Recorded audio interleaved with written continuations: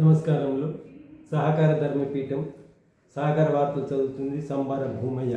సహకార వార్తలను ప్రచారం చేస్తున్న ఏకైక యూట్యూబ్ ఛానల్ సహకార ధర్మపీఠం. దీనికి సహకార సభ్యులు, పాలక వర్గాలు, ఉద్యోగులు మాత్రమే సబ్స్క్రైబ్ చేయగలుగు లిమిటెడ్ సభ్యులు.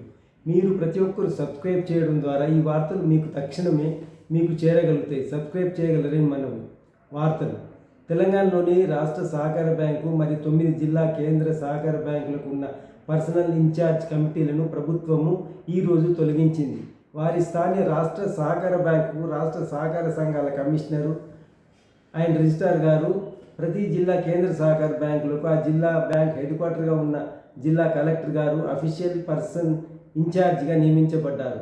కొత్త జిల్లాల మరియు కొత్త మండలాల ఏర్పాటు ఆధారంగా ప్రాథమిక వ్యవసాయ సహకార సంఘాలు ప్యాక్స్, జిల్లా కేంద్ర సహకార బ్యాంకులు DCCBలను పునర్వ్యవస్థీకరించే ప్రక్రియను వీలైనంత త్వరగా పూర్తి చేయడానికి తెలంగాణ సహకార సంఘాల చట్టం 1964లోని సెక్షన్ 123 ప్రకారము సంక్రమించిన అధికారాలను ఉపయోగించి ఈ చర్య చేపట్టడమైనదని జీవోలలో ప్రభుత్వం పేర్కొన్నది. ధన్యవాదాలు.